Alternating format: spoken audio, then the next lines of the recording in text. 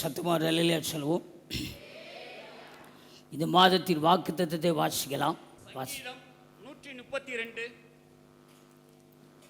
17 வசனம் வாசிங்க. அங்கே தாவீதுக்காக ஒரு கொம்பை முளைக்க பண்ணுவேன், நான் அபிஷேகம் பண்ணுவித்தவனுக்காக ஒரு விளக்கை ஆயத்தம் பண்ணினேன். இந்த மாதத்தின் வாக்குத்தத்தம் அதுதான். தாவீதுக்காக ஒரு கொம்பை முளைக்க பண்ணுவேன். இப்போது இன்றைக்கு ஆண்டவருடைய சமூகத்தில் நான் பார்க்க போகிற காரியம், தாவீதுக்காக ஒரு கொம்பை முளைக்க பண்ணுவேன் என்று சொல்லுகிற இடத்துல என்னுடைய பங்கு என்ன, நான் யார் அப்படிங்கிறதை அறிந்து கொள்வதற்கு தான் இன்றைக்கு வந்திருக்கிறோம். இந்த முளைக்க பண்ணுகிறது என்கிறது அருமையிலே முளை ஒரு விட்டு வெளியே வரணும்னா அதுக்கு முன்பதாக ஒரு செடியோ ஒரு விதையோ என்ன செய்ய வேண்டியது, ஆயத்தமாக இருக்க வேண்டும். இப்போது களத்தில் அல்லது தோட்டத்தில் நிறையா விளைச்சல் இருக்கும். நிறைய விளைச்சல் இருக்கும். உதாரணமாக நெல் எடுத்துக்கொள்வது நமக்கு நன்றாக தெரியும். நெல் களத்தில் வயலில் இருந்து அறுத்து கொண்டு வந்து களத்தில் அடிப்பாங்க. நிறைய நெல்மணிகள் அம்பாரமாய் குமித்து போட்டிருப்பாங்க. குமிச்சு போட்ட அம்பாரத்தில் அருமையிலே அதில் பார்த்திங்கன்னா நீங்கள் களத்தில் இருப்பீங்கன்னா ஒவ்வொன்றாய் பிரிப்பாங்க. அதில் நல்ல மணிகள் முதலாவது பிரித்தெடுக்கப்படும். அதுக்கு அடுத்த பிற்பாடு பார்த்திங்கன்னா அதுக்கு அடுத்த ஒரு விளைச்சல் உள்ளது. இப்படி 1ஆம் தரம் 2ஆம் தரம் 3ஆம் தரம் அடுத்து பார்த்திங்கன்னா 4வது எதுன்னு சொன்னால் சாவிகள். அது வெறும் கூடுதாக இருக்கும், உள்ளே என்ன இருக்காது, அரிசி இருக்காது. அது எப்போ தெரிஞ்சுன்னா களத்தில் அந்த நெல்லை மொத்தமாக அடித்து புடைக்கும் பொழுது இந்த சாவி தனியாக என்ன செய்து விடும், ஒதுங்கி விடும். அதாவது அதுக்கு நல்ல விளங்குற பாஷை சொன்னால் பொக்குன்னு சொல்லுவாங்க. சோடையானது. அதில் வெறும் கூடுதாக இருக்கும், உள்ளே என்ன இருக்காது, அரிசி இருக்காது. அதுக்கு அடுத்த இந்த 3வது தரம் சொல்கிற பாருங்க, அதில் அரை பகுதி விளைச்சல் உள்ள அரிசிகள் இருக்கும். 2ஆம் தரம் 3/4 பகுதி உள்ள விளைச்சல் உள்ள அரிசிகள் இருக்கும். முதல் தரம் முழுமையான அந்த அரிசி இருக்கும். இந்த முதல் தரத்திலையும் சிலதை பிரித்தெடுத்து அதில் பலமாய் வீரியமாய் முதல் ஃபஸ்ட்டு அல்லது ஃபஸ்ட்டில் பெஸ்ட்டு அதை செலக்ட் பண்ணி எடுப்பாங்க. எடுத்து என்ன செய்வாங்கன்னு சொன்னால் அதை தனியாக அவங்க வீட்டில் விதை நெல் போடுகிறதுக்குன்னு சொல்லி சில இடம் இருக்கும்.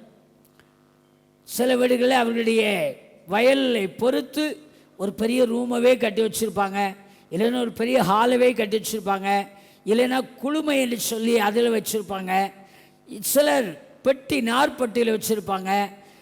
அவைகள் ஒரு வருஷத்துக்கு கெட்டு போகாத அளவுக்கு அதை பாட பண்ணி செலக்ட் பண்ணி வச்சுருப்பாங்க. இதைத்தான் என்று சொல்லுகிறேன். செலக்ட் அதை பண்ணுகிறது என்று சொன்னால் தெரிந்து கொள்ளுதல்.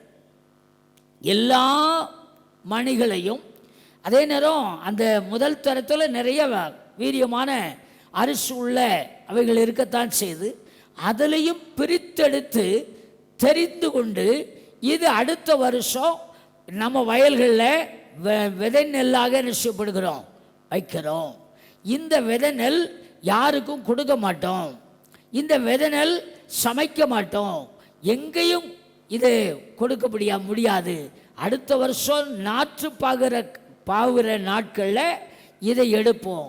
அதற்காக பந்தோஸ்தாக அதை பராமரித்து பாதுகாத்து அதற்குன்னு சில பாட பண்ணி வச்சுருப்பாங்க. ஏன்னா அடுத்து அது கோடான கோடி மணிகளை உருவாக்க வேண்டிய ஒரு ஸ்தானத்தில் அது பிரித்தெடுக்கப்படுகிறது. இப்போ இங்கே நான் உங்களுக்கு சொல்ல வருகிற காரியம்னு சொன்னால், இப்போது விதை என்கிற காரியம் சொல்கிறோம். இதே மாதிரி அந்த நெல் பாற்றின பிற்பாடு அருமையிலே அந்த நெல் பயிர் வளர்ந்த உடனே 30 நாளுக்குள்ளே அல்லது 40 நாளுக்குள்ளே அதை உடனே பிரித்தெடுத்து அடுத்த வயல்களில் நடுவதற்காக இது பண்ணுவாங்க.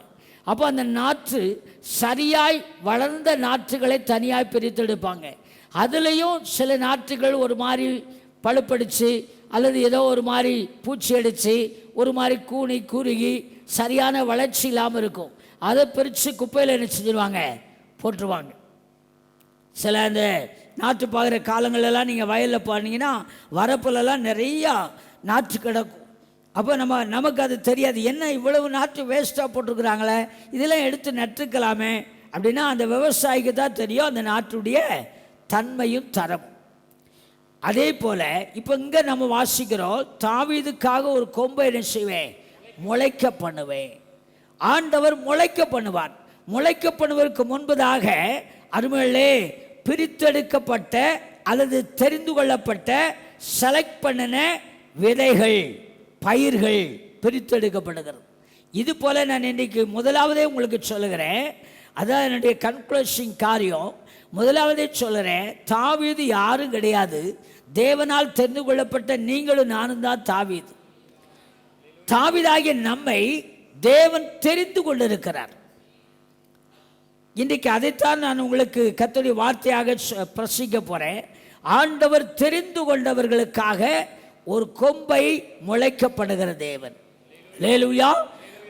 உங்களை என்னையும் ஏதோ சும்மா நம்ம மனம் திரும்பணும், இயேசுவை நம்பணும், ஆலயத்துக்கு வந்தோம், ஏதோ 2 பிரசங்கத்தை கேட்டோம், பாட்டை கேட்டோம், ஆராதிச்சோம், அல்லேலூயா சொன்னோம், அதோட போயிட்டோம், இவ்வளவுதான், இதுக்கு தான் அப்படின்னு நினைச்சிடாதங்க.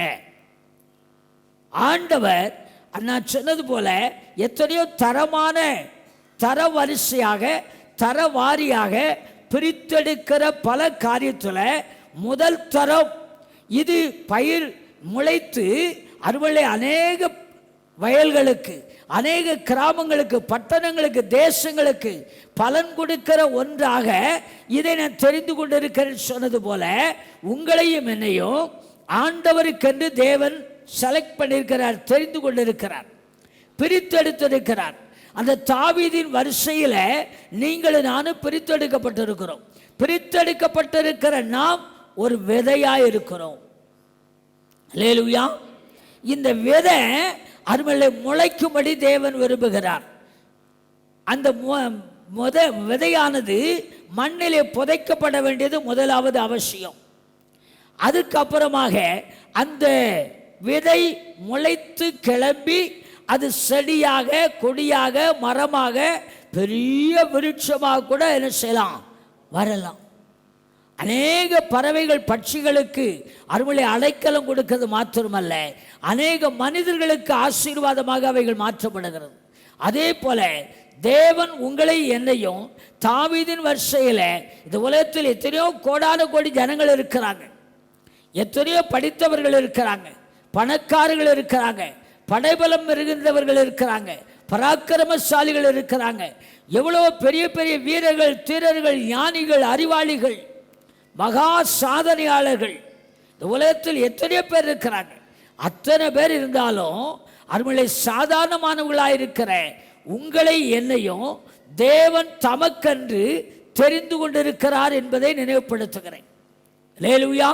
இந்த உலகத்தில் எத்தனையோ மக்கள் இருந்தாலும் உங்களை என்னைய தேவன் தெரிந்து கொள்ள காரணம் என்னவென்று சொன்னால் அவர் நம்மேல் வைத்த இரக்கம், நம்மேல் வைத்த கிருபை, நம்மேல் வைத்த தயவு, அது மாத்திரமல்ல நம்மிடத்தில் அவர் கொண்ட அளவிட முடியாத அன்பு.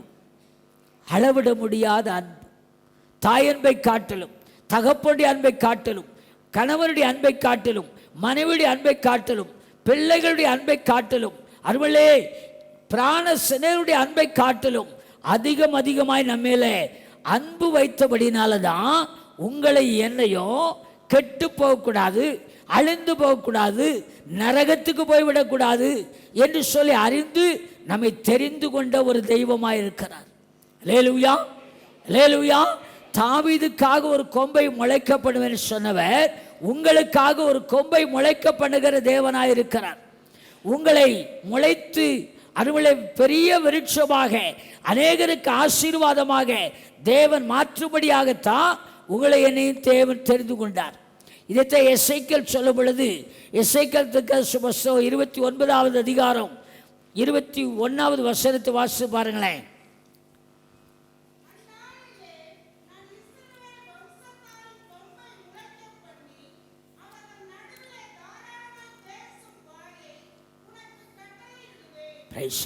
அங்க என்ன வாசிக்கிறோம்? அந்நாளிலே இஸ்ரவேலின் வம்சத்தாரின் கொம்பை முளைக்க பண்ணி. இஸ்ரவேல் என்று சொன்னாலே நமக்கு நன்றாய் தெரியும், தேவனால் தெரிந்து கொள்ளப்பட்டவன் என்று அர்த்தம். தேவனால் தெரிந்து கொள்ளப்பட்டவன். யாக்கோபை தேவன் இஸ்ரவேலாய் மாற்றினார். யாக்கோபு ஆசீர்வதிக்கப்பட வேண்டும் என்கிற ஆவல் இருந்துச்சு, ஆசை இருந்துச்சு, விருப்பம் இருந்துச்சு. அவன் இஷ்டப்படி பல்வேறு விதமான காரியத்தை எப்படியாகிலும் செய்து முன்னேறி விடலாம் என்று சொல்லி பல்வேறு விதமான காரியங்களை அவன் சிந்தித்ததை பார்க்கிறோம். ஆனால் எல்லாவற்றிலும் தோற்று போனான், எல்லாவற்றிலும் தோற்று போனான். அவன் எவ்வளவாய் ஏமாற்றினானோ அவ்வளவாய் என்ன செய்யப்பட்டான்? ஏமாற்றப்பட்டான். இன்றைக்கி நம்முடைய வாழ்க்கையில படிப்பா இருக்கட்டும், வேலையா இருக்கட்டும், தொழிலா இருக்கட்டும், வியாபாரங்களா இருக்கட்டும், அல்லது நம்முடைய மனைவி பிள்ளைகள் குடும்ப காரியங்களாக இருக்கட்டும், வேறு எந்த காரியங்களாக இருக்கட்டும், நாமே ஏதாவது ஒரு உயர்வை பெற்றுவிடலாம், ஒரு பெருக்கத்தை பெற்றுவிடலாம், செழிப்பை பெற்றுவிடலாம், முன்னேற்றத்தை பெற்றுவிடலாம், உயர்வை பெற்றுவிடலாம் என்று சொல்லி நாம் நினைப்போம்.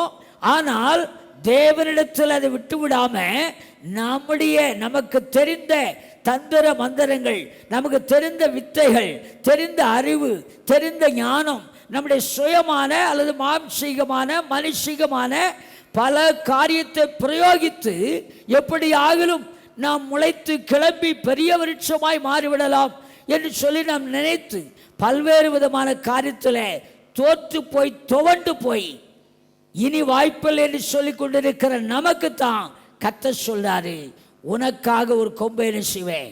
முளைக்க பண்ணுவேன். உனக்காக ஒரு கொம்பை என்ன செய்வேன்? முளைக்கப்படும் மாத்திரமல்ல, அவர் உயர்த்துவேன் சொல்றார். 118 நான் வாசித்த பாருங்க. 148 சங்கீதத்தில் 14 வசனத்தில் கடைசி வசனம் வாசி பாருங்க.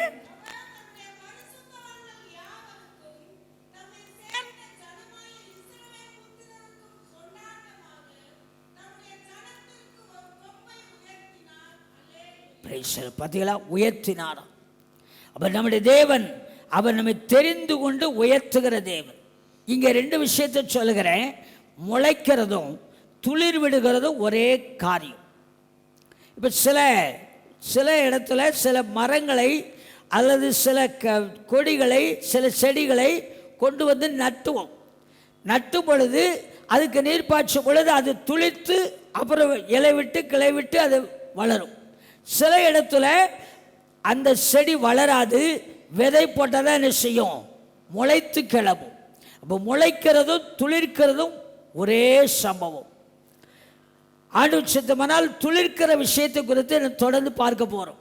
ஏசாயாவில் 55 அதிகாரத்தில், ஏசாயா 55 அதிகாரத்தில் 10வது வசனமும் மார்க் 4:28 வாசிக்கலாம். மாரியும் உறைந்த மழையும் வானத்தில் இருந்து இறங்கி அவ்விடத்துக்கு திரும்பாமல் பூமியை நனைத்து அதில் முளை கிளம்பி விளையும்படி செய்து விதைக்கிறவனுக்கு விதையையும் புசிக்கிறவனுக்கு ஆகாரத்தையும் கொடுக்கிறது எப்படியோ அப்படியே என் வாயிலிருந்து புறப்படும் வசனமும் இருக்கும். அது வெறுமையாய் என்னிடத்திற்கு திரும்பாமல் அது நான் விரும்புகிறதை செய்து நான் அதை அனுப்பின காரியமாகும்படி வாய்க்கும். இது ரொம்ப தெளிவாக சொல்லியிருக்கு. நீங்கள் நானும் தெரிந்து கொள்ளப்பட்ட நம்ம முளைத்து அல்லது துளிர்த்து பலன் தரணும் அப்படின்னு சொன்னால் என்ன வாசிக்கிறோம்? மறுபடியும் வாசிங்க. மாரியும் உறைந்த மழையும் வானத்தில் இருந்து இறங்கி அவ்விடத்துக்கு திரும்பாமல் பூமியை நனைத்து அதில் முளை கிளம்பி விளையும்படி செய்து விதைக்கிறவனுக்கு விதையையும் புசிக்கிறவனுக்கு ஆகாரத்தையும் கொடுக்கிறது எப்படியோ அப்படியே என் வாயிலிருந்து புறப்படும் வசனமும் இருக்கும். அது வெறுமையாய் என்னிடத்திற்கு திரும்பாமல் அது நான் விரும்புகிறதை செய்து நான் அதை அனுப்பின காரியமாகும்படி வாய்க்கும். ஆமென். அல்லேலூயா. கர்த்தர் உங்களை என்னை தெரிந்து கொண்டு எப்படி ஜெனிப்பித்தார் என்று சொன்னால் கர்த்தர் தம்முடைய வார்த்தையின் மூலமாக தான். யோவான் சுவிசேஷத்தில் வாசிக்கிறோம். அந்த 1ஆம் அதிகாரத்தில் முதல் 3 வசனத்தில் எப்படி வாசிக்கிற வாசிங்க.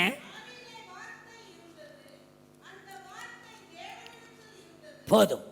ஆதியில் என்ன இருந்ததா? வார்த்தை இருந்தது. அந்த வார்த்தை தான் அருமையிலே தேவனிடத்தில் இருந்தது. அந்த வார்த்தை தான் தேவனாய் இருந்தது.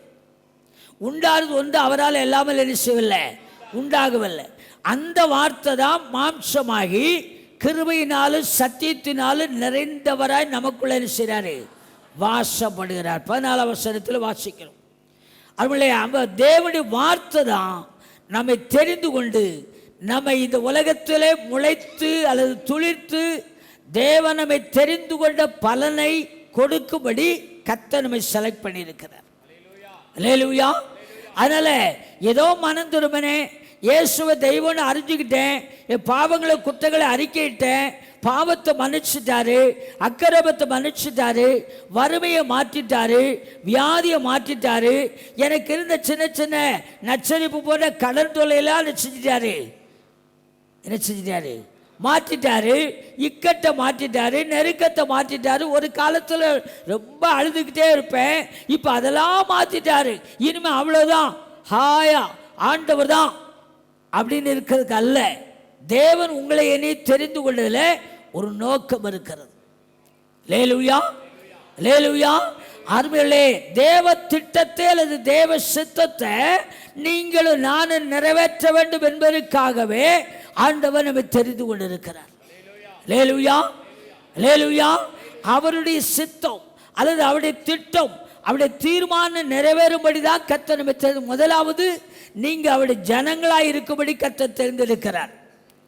அவருடைய பிள்ளைகளாக வெளிப்படையாக அவருடைய ஜனம் என்கிறதை இந்த உலகத்துக்கு வெளிப்படுத்தும்படியாக கர்த்தர் உங்களை தெரிந்து கொண்டிருக்கிறார். அல்லேலூயா.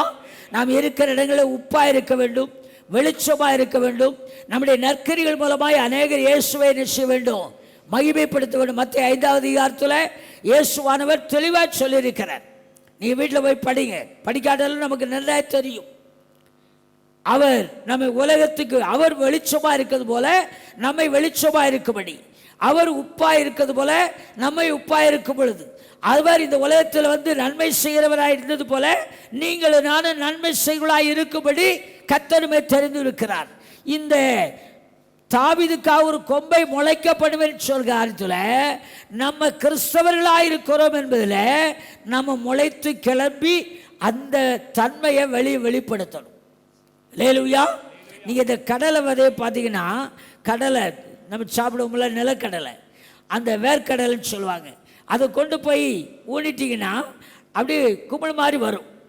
வந்த உடனே பார்த்தீங்கன்னா 2 இலை அப்படி வெளியே வரும். அந்த இலையை பார்த்த உடனே சின்ன பிள்ளைகள் சொல்லிடும், இது நிலக்கடலை செடி, இது நிலக்கடலை செடி. அதே மாதிரி ஒரு பாகக்காய் விதையை போட்டிங்கன்னா அது வந்து, அதே மாதிரி ஒரு வாழை மரம் கிழங்க நட்டுட்டிங்கன்னா அந்த இதழ் வெளியே வந்த உடனே அது எந்த மரம், அது எந்த செடி, அது எந்த விருட்சம், அது எந்த கொடி அப்படிங்கிறத என்ன செய்யும் கண்டுபிடிக்கிறோமா, கண்டுபிடிக்கலையா? கண்டுபிடிக்கிறோம். அதே போல நீங்க தேவனால் தெரிந்து கொள்ளப்பட்டவர்கள், தேவனுக்காக முளைத்து கிளம்புறீங்கன்னு சொன்னா நீங்க யாருங்கிறது தெரியணும். நான் சொல்றது விளங்குதா? நீங்க யாருன்னு தெரியணும்னா நீங்க தேவனுடைய பிள்ளை அப்படிங்கிறது வெளிப்படணும். அது இல்லாதபடி நான் ஆண்டவருக்காய் அதை செய்வேன் இதை செய்வேன்னு சொன்னால் ஒன்றும் கிடையாது. முதலாவது இருக்கிற இடத்துல சாட்சியாக, நிருபமாக, வாசித்தறியப்படுகிற நிருபமாக, சுகந்த வாசனையாக நீங்களும் நானும் காணப்படணுங்க. அல்லேலூயா. நம்மை பார்க்கிறவர்கள் இயேசுவை பார்க்க வேண்டும். நம்மோடு கூட பேசுகிறவர்கள் இயேசுவை அறிந்து கொள்ள வேண்டும். நம்மோடு கூட பழகுகிறவர்கள் இயேசுவை சுவாசிக்க வேண்டும், அல்லது அந்த நற்கந்தமாக இருக்கிற வாசனை அவர்கள் அறிந்து கொள்ள வேண்டும். இப்படி இல்லாதபடி நானும் கிறிஸ்துவனாக இருக்கிறேன் அப்படின்னு சொன்னால் பிரயோஜனம் இல்லை. ஆண்டவருமே தெரிந்து கொண்டது. சங்கீதக்காரர் சொல்ற பாருங்க, 33ஆம் சங்கீதம் நினைக்கிற 12ஆம் வசனம், சங்கீதம் 33:12. கர்த்தரை தங்களுக்கு தெய்வமாக கொண்ட ஜாதியும் ம் அவர் தமக்கு சுதந்திரமாக தெரிந்து கொண்ட ஜனமும் பாக்கியம் உள்ளது. ம் அங்கே வாசிக்க, மறுபடியும் வாசிங்க. கர்த்தரை தெய்வமாக கொண்ட ஜனமும் கர்த்தரை தெய்வமாய் கொண்ட ஜனமும் கர்த்தரை அவர் தமக்கு சுதந்திரமாக தெரிந்து கொண்ட ஜனமும் பாக்கியம் உள்ளது. ஆமென். ஜாதியும் ஜனமும் பாக்கியம் உள்ளது. 1:12 சொல்லுகிற அவருடைய நாமத்தின் மேல் விசுவாசம் உள்ளவர்களாய் அவர் ஏற்றுக்கொண்டவர்கள் எத்தனை பேர்களோ அத்தனை பேர்களோ அவருடைய பிள்ளைகளாகும்படி அவர்களுக்கு அதிகாரம் கொடுத்தார். அப்படி பார்க்கும்.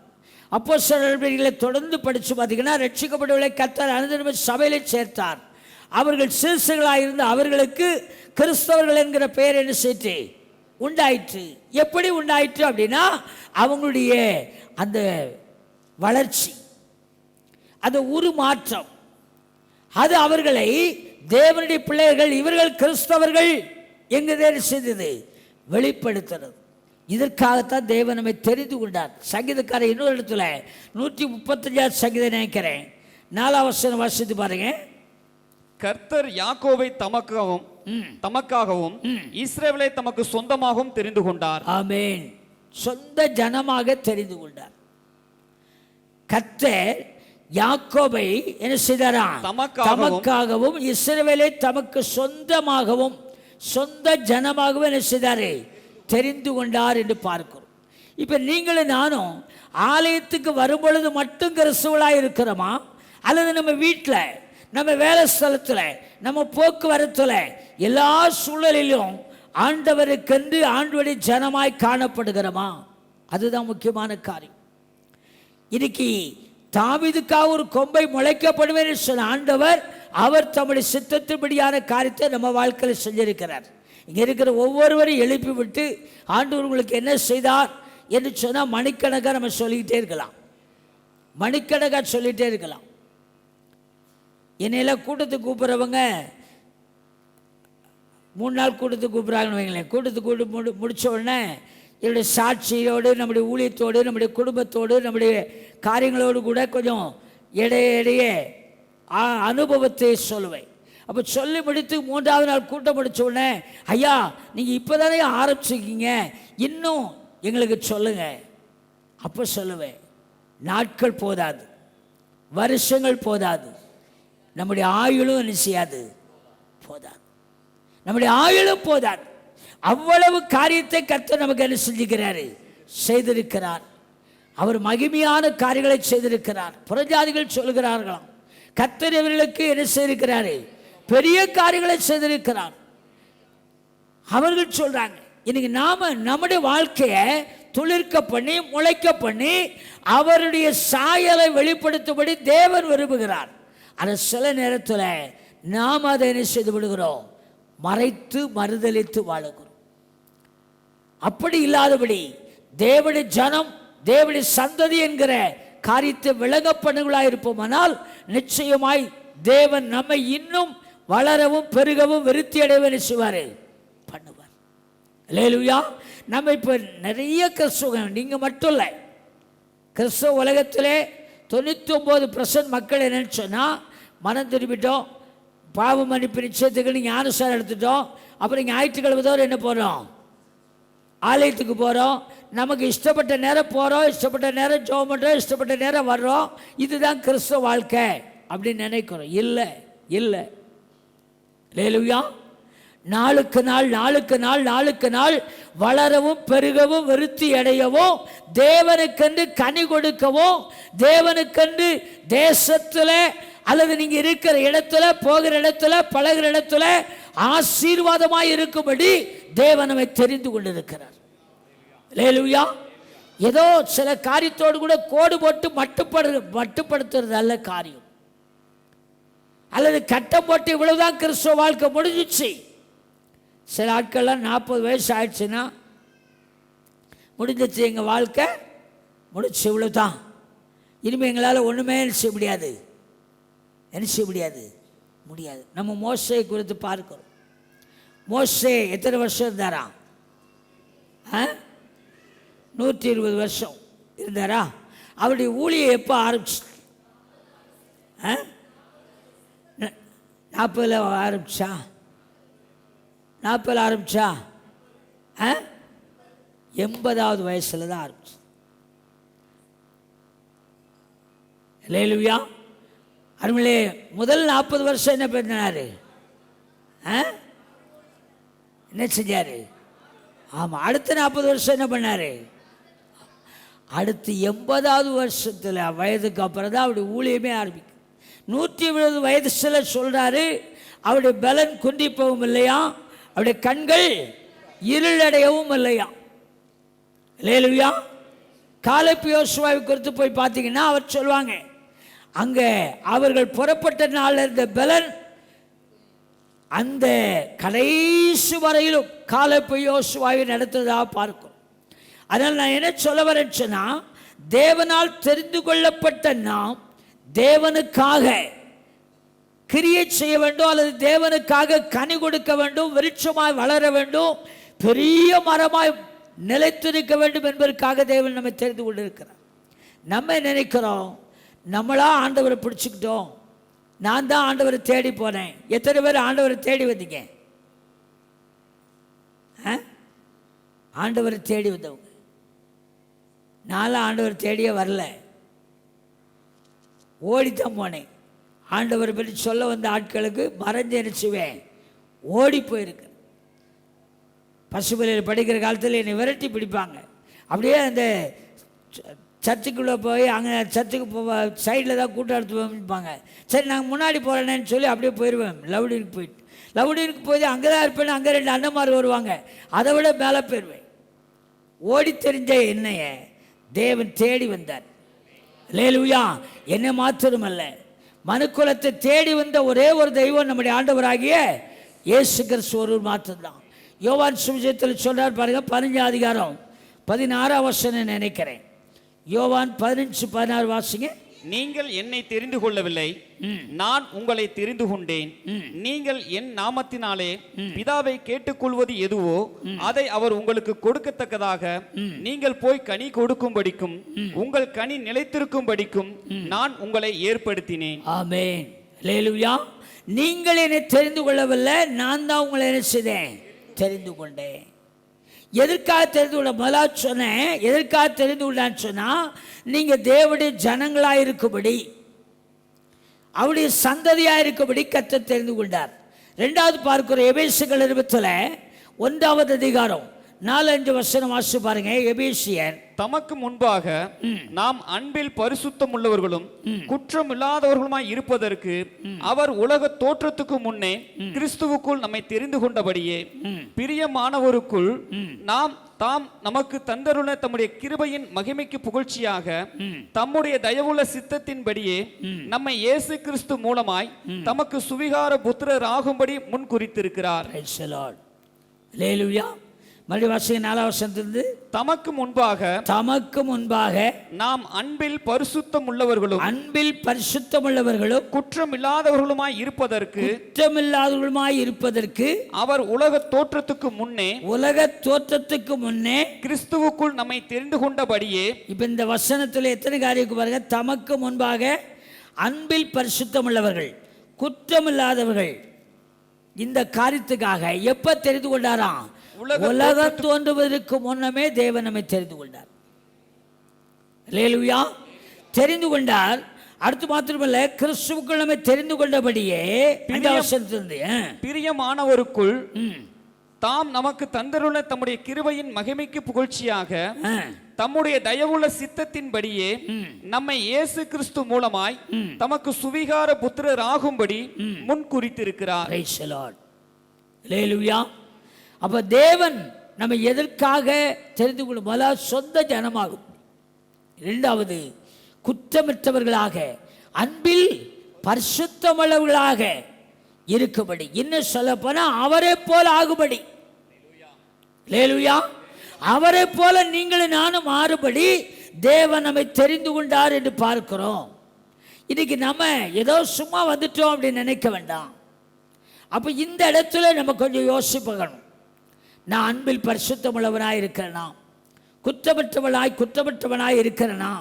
என்னை நானே ஒப்பு கொடுக்கட்டுமே, என்னை நானே அர்ப்பணிக்கட்டுமே, என்னை நானே ஆராய்ந்து பார்க்கட்டுமே. என்று சொன்னால் நிச்சயமாய் தேவன் தெரிந்து கொண்ட தேவ சித்தத்தை அல்லது திட்டத்தை நிறைவேற்றுகிற ஒரு முளை கிளம்பி இருக்கிறதா, ஒரு இதழ் விட்டிருக்கிறோமா, அல்லது ஒரு வளர்ச்சி இருக்கிறதா, என்னை நானே என்ன செய்யட்டும், கேட்டு பார்க்கட்டுமே. என்னை நானே கேட்டு பார்ப்பேன். நிச்சயமாக யாக்கோபு அதை இப்படி சொல்கிறா பாருங்க, 2வது அதிகாரத்தில் 5ஆம் வசனம் நினைக்கிறேன்.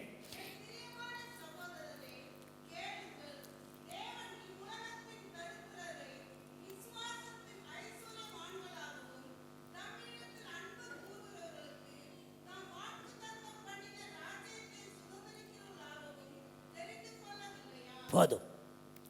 அங்கே என்ன வாசிக்கிறோம்? பிரியமான சகோதரரை கேளுங்கள், விசுவாசத்தில் ஐஸ்வர்யம் உள்ளவர்களாகவும் தமிழத்தில் அன்பு கூறுவர்களுக்கு தாம் வாக்குத்தத்தம் பண்ணின ராஜ்யத்தை, இந்த 2 காரியத்துக்காக தேவன் தெரிந்து கொண்டார் யாக்கோபு சொல்றார். நம்ம எதுலனா வீட்டில் நான் ஐஸ்வர்யன் ஆகும்படி தேவன் எனக்காக தரித்திரரானார். அதனால நான் அதுக்காக பணம் வேண்டாம், காசு வேண்டாம், வீடு வேண்டாம், வேலை வேண்டாம், தொழில் வேண்டாம், மற்ற ஆஸ்திகள் ஐஸ்வர்யம் வேண்டான்னு சொல்லலை. அது முக்கியமல்ல நமக்கு. மத்திய 6:33 சொல்கிறது, முதலாவது தேவனுடைய ராஜ்யத்தை நீதி தேடுங்கள், அப்பொழுது இவளெல்லாம் நிச்சயப்படும். இங்க சொல்றாரு விசுவாசத்தில் ஐஸ்வர்யம். நம்முடைய விசுவாசத்தில் என்ன அப்படின்னா, கிடைக்குமோ கிடைக்காதோ, நடக்குமோ நடக்காதோ, கூடுமோ கூடாதோ, அதுதான் விசுவாசத்தின் தரித்திரம். விசுவாசத்தினால எல்லாவற்றையும் செய்ய எனக்கு விசுவாசிக்கவனுக்கு எல்லாம் விசுவாசிக்க எல்லாம் ஆகும். அப்படி பூரணமான விசுவாசம் இருந்தா உலக பிரகாரமான காரியமெல்லாம் தன்னால ஆகும். அல்லேலூயா. அதற்காக கவலைப்பட்டு கலங்க வேண்டிய, அது விசுவாசத்தில் ஐஸ்வர்யங்கள் ஆயிருக்க முடியும். அருமையிலே, தேவனுடைய ராஜ்யத்தை சுதந்திரிப்பதற்கு நீங்களும் நானும் தகுதியுள்ளவர்கள் ஆகும்படி கர்த்தர் என்ன செஞ்சுக்கிறாராம், தெரிந்து கொண்டிருக்கிறார். அல்லேலூயா. இப்படித்தான் தாவீதை தெரிந்தார். தாவீதை தெரிந்து கொண்ட தேவன் அப்படித்தான். தாவீதுடைய சம்பவத்தை நான் உங்களுக்கு சொல்லுவேனால், அவன் வீட்டில் அருமையிலே கடைசி மகன் என்று சொல்வதை காட்டிலும் அருமையிலே அவன் கடையனாக ஒதுக்கப்பட்ட ஒருத்தன். அப்படிப்பட்டவரை தேவன் தெரிந்து கொண்டார். அல்லேலூயா. ஒன்றுக்கு அதனால தான் அவர் சொல்வார், குப்பையிலிருந்து என்ன செய்தார், உயர்த்தினார். குழியிலிருந்து என்ன செய்தார், தூக்கி எடுத்தார். புழுதிலிருந்து என்ன செய்தார், தேவன் உயர்த்தினார். சொந்த அனுபவத்தை தாவீது சொல்வார். அப்போஸ்தலர் நடபடிகளில் 13வது நினைக்கிறேன் 29ஆம் வசனம் வாசி பாருங்க. அப்போஸ்தலர் 13:29. அவரை குறித்து எழுதியிருக்கிறவர்கள் யாவையும் அவர்கள் நிறைவேற்றின பின்பு அவரை மரித்தோரிலிருந்து இறக்கி கல்லறையிலே வைத்தார்கள்.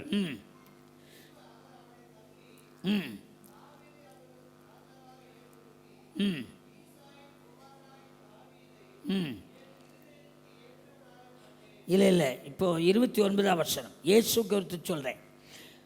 13:29. அவரை குறித்து எழுதியிருக்கிறவைகள் யாவையும் அவர்கள் நிறைவேற்றின பின்பு அவரை மரத்திலிருந்து இறக்கி கல்லறையிலே வைத்தார்கள். அல்லேலூயா.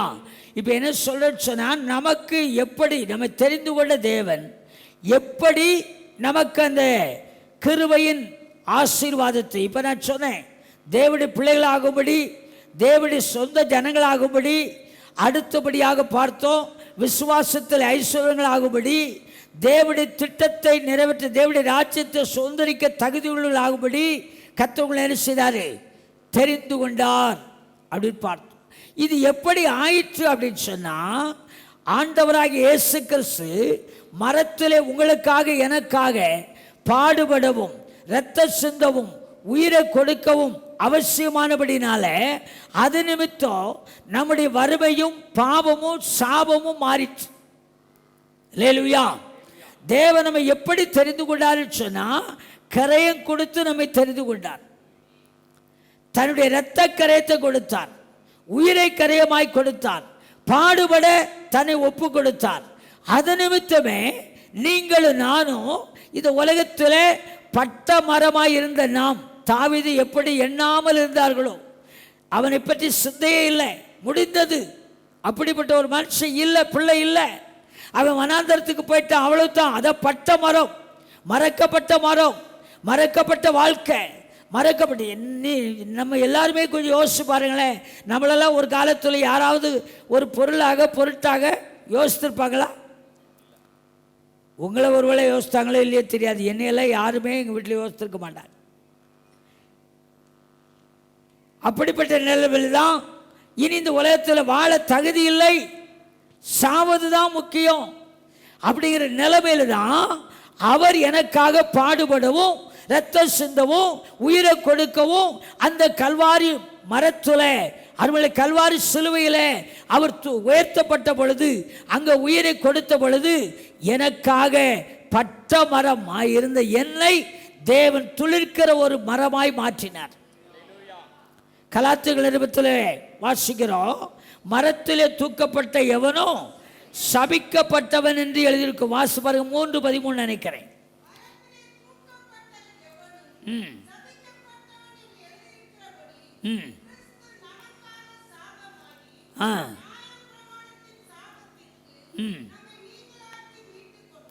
பாருங்க, ரொம்ப அருமையாக சொல்லப்பட்டிருக்குது. 13ஆம் வசனத்தில், மரத்திலே தூக்கப்பட்ட எவனும் சபிக்கப்பட்டவன் என்று எழுதியிருக்கிறபடி கிறிஸ்து நமக்காக என்ற இடத்துல எனக்காக சாபமாகி நியாயப்பிரமாணத்தின் சாபத்திற்கு என்னை நீங்களாக்கி மீட்டு கொண்டார். ஆபிரகாமுக்கு உண்டான ஆசீர்வாதம் கிறிஸ்து இயேசுவினால் புறஜாதிகளுக்கு வரும்படியாகவும், ஆவியை குறித்து சொல்லப்பட்ட வாக்குத்தத்தத்தை நாம் விசுவாசத்தினாலே பெறும்படியாகவும் இப்படி ஆயிற்று. அல்லேலூயா. எப்படி என்னை துளிக்க பண்ணுவார் அப்படின்னா, இப்போ விஷயத்தை அதை தான் சொல்றேன். இயேசு கிறிஸ்துடைய பாடு மரணத்துக்கு நாம் பங்காளியாய் மாற்றப்பட்டால் மாத்திரம்தான். அல்லேலூயா. பாவம் மன்னிக்கப்பட்டிருக்க வேண்டும். பாவ மன்னிப்பு நிச்சயம் எனக்கு இருக்கணும். இல்லைன்னு சொன்னால் இயேசு மரித்தது வீணாயிருக்கும், இயேசு பாடுபட்டது வீணாயிருக்கும், அவர் ரத்தம் சிந்தினது வீணாய் போய்விடும். அல்லேலூயா. இன்னைக்கு நாம் தேவனுடைய பிள்ளைகளாக இருக்கிறோம், பரிசுத்தவான்களாக இருக்கிறோம் என்று சொன்னால் தேவன் நம்மை தெரிந்து கொண்டார் என்று முதலாவது நான் சொல்லிக் கொண்டு வந்தேன். எதற்கு தெரிந்து கொண்டார் என்று சொல்லி வந்தேன்?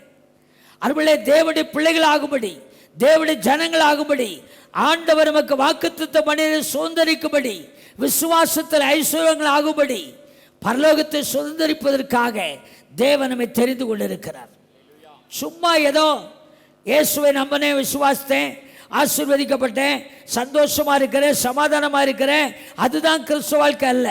பரலோகத்துக்கு நீங்கள் நான் ஆயத்தமாக வேண்டும். தேவனுடைய காரியத்தை நாம் சுதந்திரிக்க வேண்டும். நாம் கடைசியாக பார்த்தோம், விசுவாசத்தில் ஐஸ்வர்யவான்களாக இருக்கும்படி. அங்கே வாசித்து பாருங்க, யாக்கோபு 2:5 ரொம்ப தெளிவாக சொல்லியிருக்கு. கொஞ்சம் திரும்ப வாசித்துலாமே.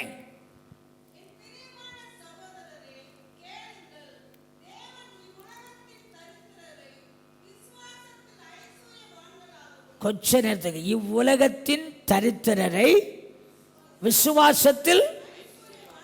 இப்ப நம்ம எதில் ஐஸ்வர்யவான்கள் ஆகணும்? எதில் ஐஸ்வர்யங்கள் ஆகணும்? அப்போ உலகத்தில் ஐஸ்வர்யங்களாக இருக்கணுமா வேண்டாமா? பாஸ்டர் என்ன அங்கிட்டும் பேசுறீங்க இங்கிட்டும் பேசுறீங்க, சொல்லுங்க.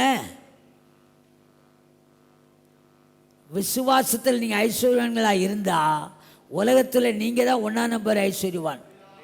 சத்தமாக கரங்களை தட்டி யோசிக்கிறீங்களே சொல்றதுக்கு. விசுவாசத்தில் ஐஸ்வர்யவான் ஆயிட்டோன்னா, விசுவாசத்தினால எல்லாவற்றையும் சுதந்திரிக்க, எல்லாவற்றையும் பெற்றுக்கொள்ள உங்களுக்கு அதிகாரம் உண்டு. அல்லேலூயா. விசுவாசத்தினால எல்லாம் கூடும். விசுவாசத்தினால் ஐஸ்வர்யம் சொன்னா அதை மத்திய 6:33 சொன்னேன். முதலாவது தேவனுடைய ராஜ்யத்தோடைய நீதியும், அப்பொழுது இவைகள் எல்லாம் கூட கொடுக்கப்படும். அப்போ முதல் பேசிக் என்ன? சிலர் பேசிக்கை விட்டுட்டு அதுக்கப்புறம் இந்த கதை சொல்லுவாங்க, பிரசங்கமாக இருக்கு. இப்போது நம்ம நாட்டிலலாம் அப்படி இல்லை. வட மாநிலத்துக்கு போனீங்கன்னா இட்லி வாங்கினா இட்லிக்கு தனியாக காசு கொடுக்கணும், சட்னிக்கு தனியாக காசு கொடுக்கணும், சாம்பார் வாங்கினா அதுக்கு தனியாக காசு கொடுக்கணும், மல்லி சட்னி வாங்கினீங்கன்னா அதுக்கு தனியாக கொடுக்கணும், என்னென்ன வாங்கினாலும் தனித்தனியாக கொடுக்கணும். நம்ம தமிழ்நாட்டில் தான் இட்லி 2 இட்லி கொடுங்க அப்படின்னா அவன் 3 4 5 சட்னி என்ன செஞ்சிடான் வச்சு ஒரு சாம்பாரையும் ஒரு இதுன்னு. அப்போது என்னை போல் ஒருத்தர் போனாராம், இட்லி ஒரு 2 இட்லி கொடுங்க அப்படி ஒன்று. இட்லி 2 இட்லி கொடுத்துட்டு சட்னி சாம்பார் பார்த்தா அது ஒரு செம இருக்குது. அப்போது அவர் சொன்னார், இந்த இட்லி எவ்வளவு, சட்னி சாம்பார் எவ்வளோ? இட்லி வாங்கினா சட்னி சாம்பார்லாம் இலவசங்க அப்படின்னு ஒன்று. அப்போது எனக்கு இட்லி வேண்டாம், என் வீட்டில் சோறு இருக்குது, இந்த இலவசமாக கொடுக்குறத கொடுங்கன்னா கொடுப்பாரா? இதே மாதிரி தான் இன்றைக்கி நிறைய விசுவாசிகள் என்ன நினைக்கிறாங்கன்னா, ஆண்டவர் இலவசமாக கொடுப்பேன்னு சொல்கிறது மட்டும் கொடுத்தா போதும். அவர் சொல்லுகிற ஆத்தும மீட்பு, பாவ மன்னிப்பு, பரிசுத்தமுள்ள வாழ்க்கை, தேவனோடு கூட இசைந்திருக்கிற அனுபவம், அல்லேலூயா, ஒவ்வொரு நாளும் மறுரூபப்பட்டு பரிசுத்தத்துக்கு மேலே பரிசுத்தத்தை அனுபவிக்கிறது, ஜெபத்திலே வேண்டுதலே தேவனோடு கூட இசைந்திருக்கிற அனுபவத்தில் வளர்ந்து பெருகுனா அதான் அந்த வசனம். இந்த பூமியில நீங்கள் தரித்திரா இல்லாதபடிக்கு விசுவாசத்தில் ஐஸ்வர்யங்களாய் இருக்கும்படி. அப்போ விசுவாசத்தில் நீங்கள் ஐஸ்வர்யனா மாறிட்டீங்கன்னா உலக பிரகாரமாக அவர் தானே உங்களை ஐஸ்வர்யங்களாக மாற்றிடுவார். அடுத்த வார்த்தை என்ன சொல்லுகிறது?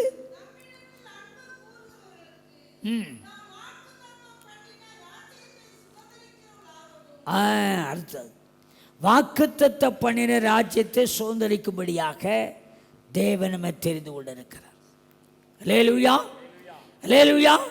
அதை நம்ம செய்யாமல் நம்ம என்ன நினைக்கிறோம் அப்படின்னா அது பின்னாடி பார்த்துக்கிடுவோம். அதெல்லாம் அப்படியெல்லாம் பரிசுத்தப்பட முடியுமா, அப்படியெல்லாம் ரொம்ப நேரம் ஜெபம் பண்ண முடியுமா, அப்படியெல்லாம் சிலதை விட முடியுமா, சிலதை வெறுக்க முடியுமா, சிலதை ஒறுக்க முடியுமா, சிலதை மறக்க முடியுமா, சிலதை மாற்ற முடியுமா அப்படின்னு நினைக்கும். இயேசு கிறிஸ்து இந்த உலகத்தில் உங்களுக்காக எனக்காக பாடுபட்டதுனால மரித்ததுனால நான் வாசித்தமே அருளே ஏசாயா கலாத்தியர் 3:13 வாசித்தோம், அப்போஸ்தலர் 13:29 வாசித்தோம். அருளே என்ன வாசிக்கிறோம்? இயேசு சிலுவையில் பட்ட பாடு மரணத்தின் மூலமாகத்தான் உங்களை என்னையும் அவருடைய பிள்ளையாகும்படி தெரிந்து கொண்டிருக்கிறார். அல்லேலூயா, தெரிந்து கொண்டிருக்கிறார். அப்ப நீங்களும் நானும் பாவ மன்னிப்பின் நிச்சயத்தை பெறாம இந்த உலகத்தில் தேவனுடைய பிள்ளைகள் என்று சொல்லுவோமானால் அது கண்டிப்பாய் கர்த்தருடைய வார்த்தை ஏற்றுக்கொள்ளாது, தேவ சமூகமும் ஏற்றுக்கொள்ளாது. நீங்களும் நானும் முளைத்து துளிர்த்து பலன் தருவோம் என்று சொன்னால் முடியவே முடியாது, ஒரு நாளும் முடியாது. எப்போ முடியும் அப்படின்னா இயேசு கிறிஸ்துவின் பாடு மரணத்துக்கு என்றைக்கு நம்மை உட்படுத்தி அதோ அவரோடு கூட இணைக்கப்படுகிறோமோ அன்றைக்கு தான் துளிர்க்க முடியும். அல்லேலூயா. நமக்கு துளிர் உண்டானதே கல்வாரி சிலுவையிலே இயேசு அந்த சபிக்கப்பட்ட அந்த மரத்தில் அவர் பாடுபடவும் இரத்த சிந்தவும் உயிரை கொடுக்கவும் அவசியமாய் கண்ட பொழுது அதுதான் நமக்கு முளையாய் கிளம்பி துளிராய் கிளம்பி நீங்கள் நானும் அவருடைய ஜனங்களாக சந்ததிகளாக மாற்றப்பட்டிருக்கிறோம். அப்படிப்பட்ட நம்பிக்கை பெற்றுக்கொண்டு மட்டும் சத்தமாக இல்லையா சொல்லலாமே? ஆமாம், அதுதான் ஏசாயாவில் வாசிக்கிறோம். பாருங்க, ஏசாயாவில் 53 அதிகாரத்தில் நம்ம வாசிக்கிறோம். ஏசாயா 53 அதிகாரம் 10, 11, 12, 3 வசனத்தை வாசிங்களேன். கர்த்தரோ அவரை நொறுக்க சித்தமாகி அவரை பாடுகளுக்கு உட்படுத்தினார். அவருடைய ஆத்துமா தன்னை குற்ற நிவாரண பலியாக ஒப்பு கொடுக்கும் போது அவர் தமது சந்ததியை கண்டு நீடித்த நாளாயிருப்பார். கர்த்தருக்கு சித்தமானது அவர் கையினால் வாய்க்கும்.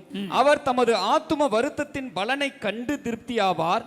என் தாசனாகிய நீதிபரர் தம்மை பற்றும் அறிவினால் அநேகரை நீதிமான்கள் ஆக்குவார். அவர்களுடைய அக்கிரமங்களை தாமே சுமந்து கொள்வார். அவர் தம்முடைய ஆத்துமாவை மரணத்தில் ஊற்றி அக்கிரமக்காரரில் ஒருவராக எண்ணப்பட்டு அநேகருடைய பாவத்தை தாமே சுமந்து அக்கிரமக்காரருக்காக வேண்டிக் கொண்டதன் நிமித்தம் அநேகரை அவருக்கு பங்காக கொடுப்பேன். பலவான்களை அவர் தமக்கு கொள்ளையாக பங்கிட்டுக் கொள்வார். ஆமென். அங்கே வாசிக்கிறோம், கர்த்தரோ அவரை நொறுக்க சித்தமாகி. அந்த வசனத்தில் பார்க்கிறோம், கர்த்தருக்கு சித்தமானது அவர் கையினால் வாய்க்குவோம். அங்கே வாசிக்கிறோம், அவருடைய ஆத்துமா தன்னை குற்றமான பலியாக ஒப்பு கொடுக்கும் போது அவர் தமது சந்ததியை கண்டு. இதைத்தான் எபேசு 1 பார்த்தோம். அப்போ ஆண்டவர் நம்ம சும்மா ஏதோ ஈஸியாக நம்மளை செலக்ட் பண்ணலை.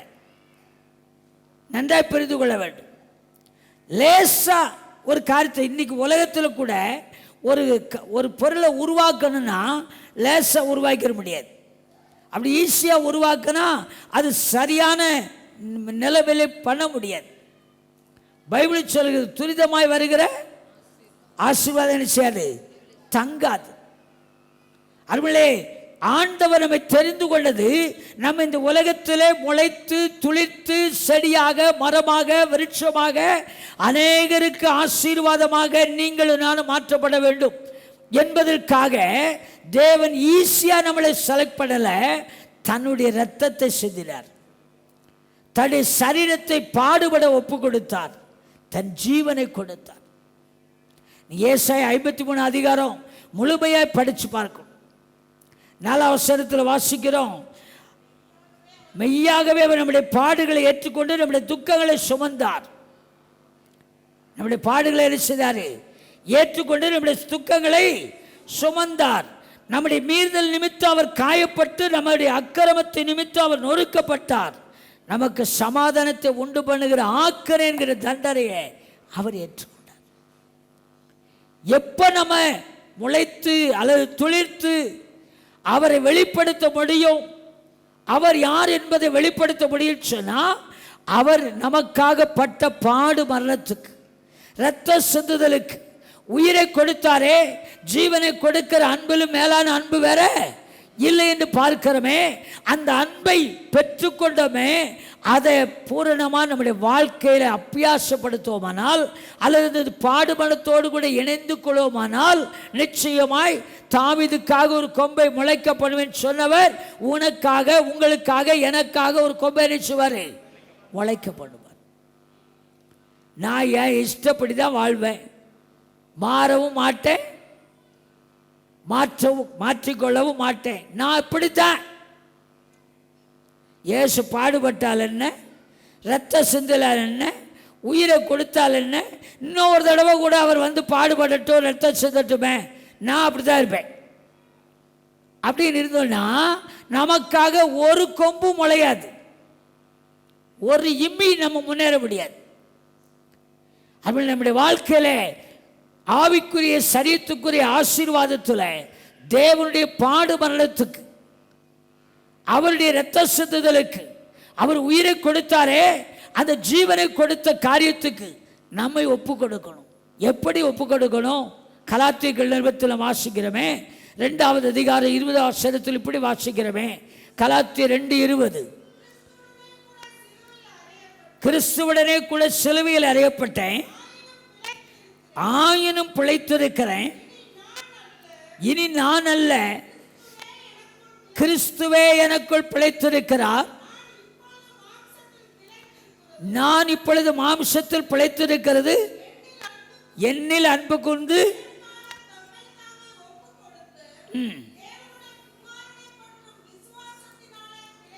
நிறைய தடவை இந்த வசனத்தை வாசித்திருக்கிறோம், இந்த வசனத்தை கேட்டிருக்கிறோம், இந்த வசனத்தை பிரசங்கம் கூட பண்ணியிருக்கிறோம்.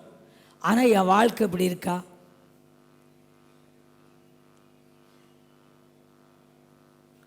துளிக்கணும், முளைக்கணும், முளைத்து கிளம்பி பெரிய மரமாய் விருட்சமாய் மாறணும்.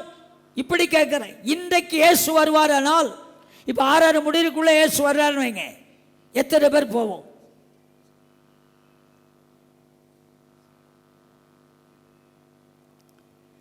ஏதோ எல்லாரும் போல நம்மளும் ஒரு ஆராதனை ஆராதிக்கிறோம், ஒரு பாட்டு பாடுறோம், ஒரு வேதத்தை வாசிக்கிறோம், பிரசங்கம் பண்ணுறோம், என்னமோ பண்ணுறோம். ஆனால் நம்ம ஜென்ம சுபாவங்கள், நம்முடைய காரியங்கள் இயேசு சொல்லி பாடு மரணத்துக்கு சரியாக இருக்கிறதா? இப்போ அப்பம் விற்க போகிறோம், அப்போ கேட்குறோம், எதற்காக அப்பம் விற்கிறோம்? ஆண்டவர் சொல்றார், 3 காரியம் சொல்றார். 3 காரியம் சொல்றார். என்னை நினைவு கூறும்படி, எனக்கு பங்காளியாய் பாத்திரவானாய் இருக்கும்படி, என் வருகையை நினைவு கூறும்படி அப்படிங்கிற. மாதம் நம்ம இப்போ வெள்ளையா கட்டிட்டு வர்றது நல்லா தான் இருக்குது, அருமையாக ஆசீர்வாதமாக இருக்குது. ஆனால் உள்ளே இருதயத்தின் ஆழத்தில் அவருடைய பாடு மரணத்துக்கு பங்காளியாக இருக்கிறோமா? 1 கொரிந்தியர் நிருபத்தில் அப்போஸ்தலர் பவுலுக்கு தேவன் வெளிப்படுத்துகிற காரியத்தை அவர் சொல்றார். நம்முடைய ஆண்டவராகிய இயேசுவானவர் அது அப்பமிட்டு ஆராதனை ஆரம்பிக்கும் பொழுது முதலாவது பாதம் கழுவ ஆரம்பித்தார். பாதம் கழுவும் பொழுது ஒருத்தர் சொன்னான், எல்லாத்திலும் முந்திரிக்கிற மனுஷன், அவன் என்ன சொன்னான், ஐயோ நீர் என்ன செய்யக்கூடாது. அவர் ஞானஸ்நானம் எடுக்க போகும்போது யோவான் சேனை அப்படி தான் சொன்னான், நான் உங்கள்கிட்ட கொடுக்குறேன் அப்படின்னு. அப்போ யோவான் சேனை சொன்னார், இப்படி எல்லா நிதியும் நிறைவேற்றுவது எல்லா மனுஷனுக்கும் நியமிக்கப்பட்டிருக்கிறது.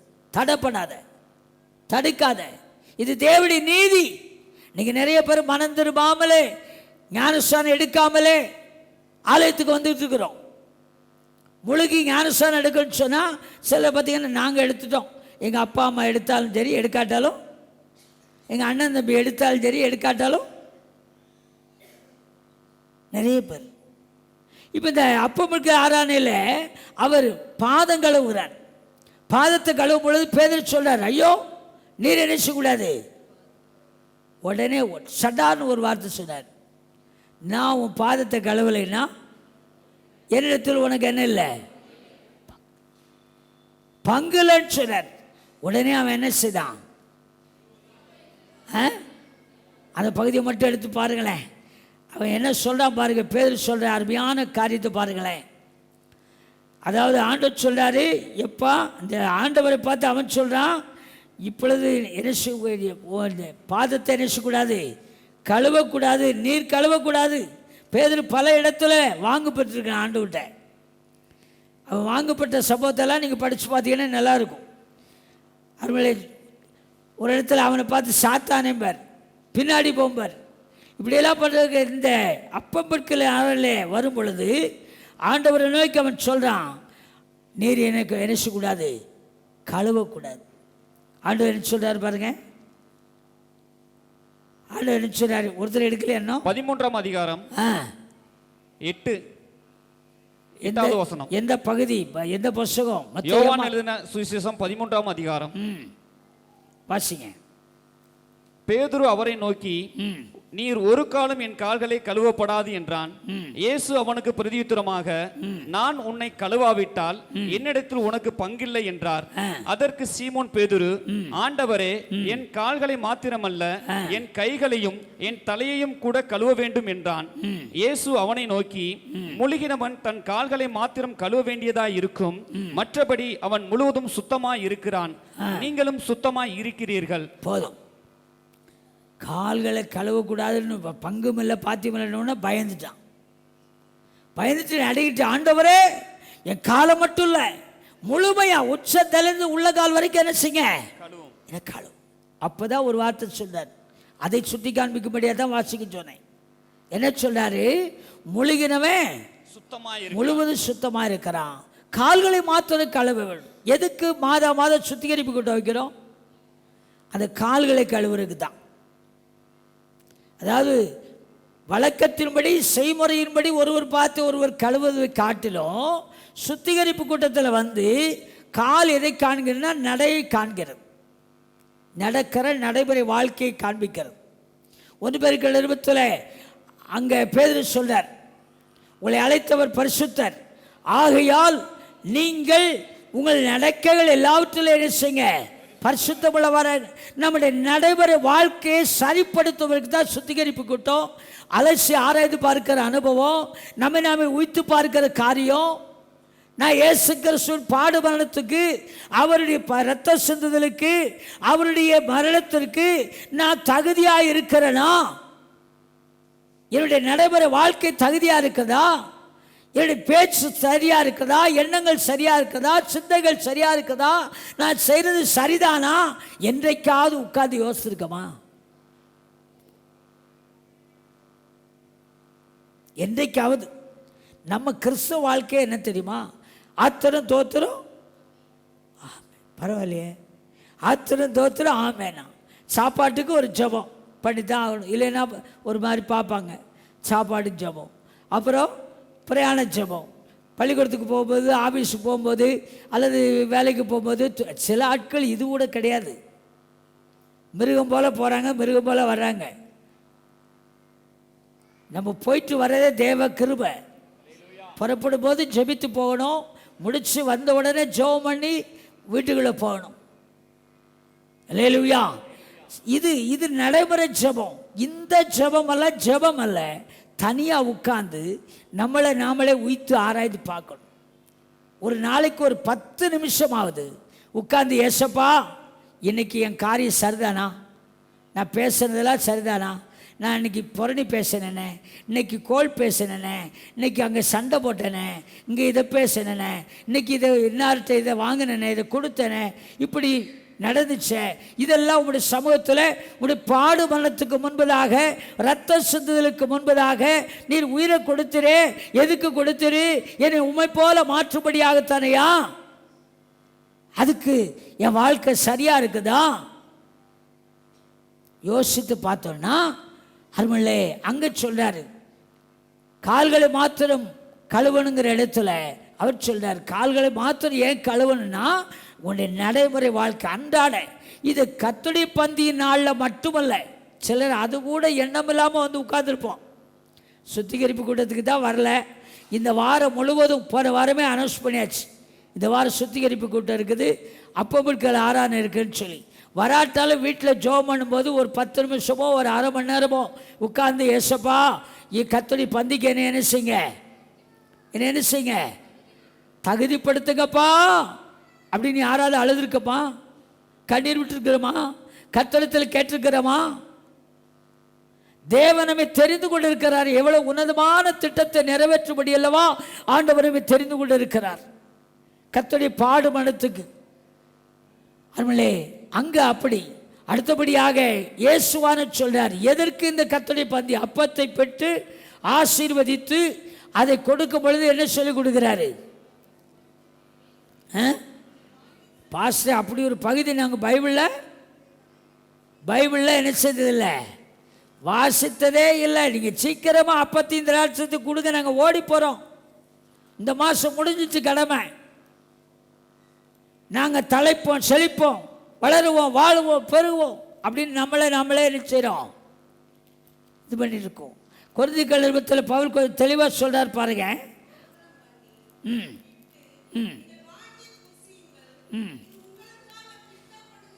இதை பைபிளை எடுத்து வாசித்து அப்புறம் தான் சொல்லணுமா, வளர்ந்த விசுவாசிகளுக்கு சொல்லுகிறேன். அப்போ நம்ம எப்படி அப்பம் பெற்கிறோம் பாருங்களேன். எல்லாருக்கும் சேர்த்து சொல்கிறேன், மூப்பர்கள், மூப்பத்திகள், மூத்த விசுவாசிகள் எல்லாருக்கும்.